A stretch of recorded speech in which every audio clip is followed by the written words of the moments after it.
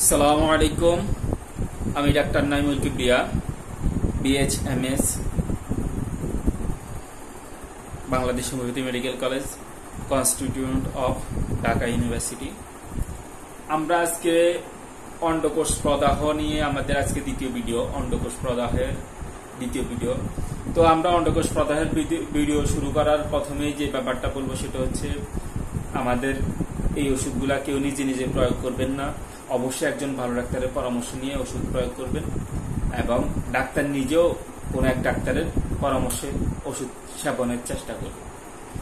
এরপরে দ্বিতীয় ব্যাপার হচ্ছে কেউ যদি চায় আমাদের থেকে সরাসরি অথবা অফলাইনেও, অনলাইন অফলাইনে দুইটার মাধ্যমে আমাদের থেকে ওষুধ নিতে পারে।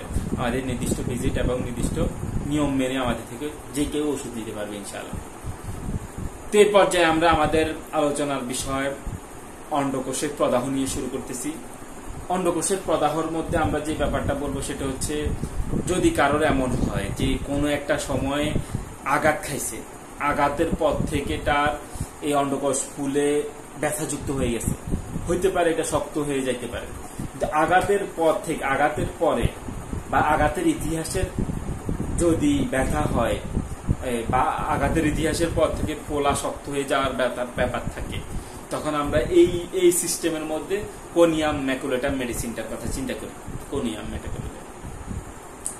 এরপরে আমরা বলবো যদি এমন হয় যে শিশুদের বাচ্চা এদের বা এটা বালকদেরও হইতে পারে, অর্থাৎ যে এখনো প্রাপ্তবয়স্ক হয় নাই, এদের মধ্যে ওই ব্যাপারটা হইতে পারে, বা শিশুদের মধ্যে হইতে পারে যে অন্ডকোষের ব্যথা কোনো কারণ ছাড়া যদি শিশুদের এবং বালকদের অন্ডকোষের ব্যথা হয়, তখন আমরা অ্যাব্রোডেনাম মেডিসিনটা আসবে কিনা একটু চিন্তা করতে হবে, কারণ অ্যাব্রোডেনামের মধ্যে এই ব্যাপারটা থাকে, এই ব্যাপার আসতে পারে অ্যাব্রোডেনাম।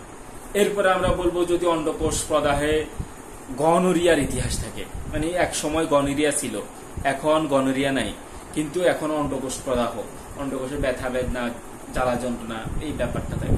যদি গনোরিয়ার ইতিহাস থাকার রোগীর অন্ডকোষের সমস্যা থাকে, তখন আমরা মেডোরিনাম বা অ্যান্টি সাইকোটিক মেডিসিনটার কথা চিন্তা করব। অ্যান্টি সাইকোটিক মেডিসিন আপনার এখানে তাকে এই রোগ আরোগ্যের বড় বিরাট ধরনের একটা ভূমিকা পালন করে।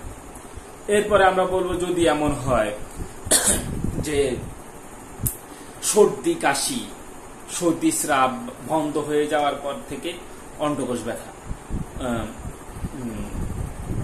ব্যথা শুরু হয়েছে, এখন অন্ডকোষ এই সর্দি নাই কিন্তু অন্ডকোষ ব্যথা শুরু হয়েছে, অন্ডকোষ ব্যথা চলতেছে এবং এত ব্যথা যে যেন ছিঁড়ে ফেলবে এরকম একটা ব্যথা থাকে। এই ছিঁড়ে ফেলার মতো ব্যথা অন্ডকোষের মধ্যে জলদি ছিঁড়ে ফেলার মতো ব্যথা হয় সর্দি বন্ধ হওয়ার পর থেকে, তখন আমরা সিনেসিও মেডিসিনটার কথা চিন্তা করব। সিনেসিও। এবং অনেক সময় আমরা দেখি যে অনেকের কাশি দিতে গেলে অন্ডকোষে ব্যথা পায়, অন্ডকোষ টান খায়। এরকম যদি কাশির সাথে যদি এরকম ব্যথা হয়, তখন আমরা ক্যাপসিকামের কথা চিন্তা করব। ক্যাপসিকাম দূরবর্তী স্থানে ব্যথা হয় কাশির সাথে। এরপর আমরা বলবো যাদের হঠাৎ করে অন্ডকোষ ব্যথা এবং এই ব্যথার সাথে এত স্পর্শকাতরতা, অসহ্য রকমের স্পর্শকাতরতা, সাথে সাথে দেখা ইজাকুলেশনের সময় ব্যথা হয়, গরম, লাল এবং ফুলার ভাব থাকে অন্ডকোষের মধ্যে। যদি এরকম ব্যাপার থাকে, তখন এইরকম হঠাৎ সমস্যার জন্য লাল, ফোলা এবং ইজাকুলেশনের সময়ও ব্যথা হয়, এরকম ব্যাপার হলে আমরা এদের জন্য বেলেডোনার কথা চিন্তা করব। এরপরে আমরা বলবো পুরাতন অন্ডকোষের ফুলা বা পুরাতন অন্ডকোষের প্রদাহ এখানে অনেক সময় থাকে না, ফুলাটা এই ব্যাপারটার মধ্যে বেশি থাকে, যেখানে পুরাতন ভাবে মানে অনেক দিন থেকে অন্ডকোষ অনেক বড় হয়ে আছে। এরকম ব্যাপার হইলে আমরা এদের জন্য সাইলেসিয়া মেডিসিনটার কথা চিন্তা করি। এখানে একটা ব্যাপার বলি, সাইলেসিয়ার এই যে ফুলাটা এদের অমাবস্যা বা পূর্ণিমার সময় এদের বাড়ে, ফুলা বেড়ে যায়, বা অমাবস্যা পূর্ণিমায় ব্যথা করতে পারে। যদি অমাবস্যা পূর্ণিমায় ব্যথা বা ফুলা বাড়ে এবং এই ব্যাপারটা যদি পুরনো অনেক দিন থেকে থাকে, তখন আমরা তাদের জন্য সাইলেসিয়া মেডিসিনটার কথা চিন্তা করব।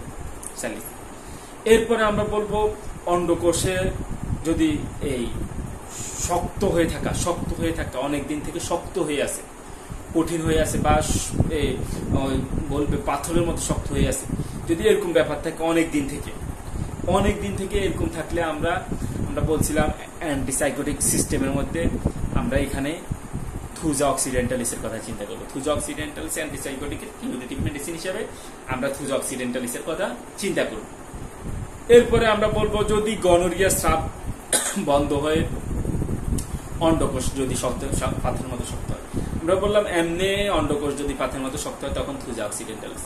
কিন্তু যদি গনোরিয়ার স্রাব চাপা পড়ে এই অন্ডকোষ পাথরের মতো শক্ত হয়ে যায়, তখন আমরা এদের জন্য ক্লিমেটিস ইরেক্টা মেডিসিনটার কথা চিন্তা করব।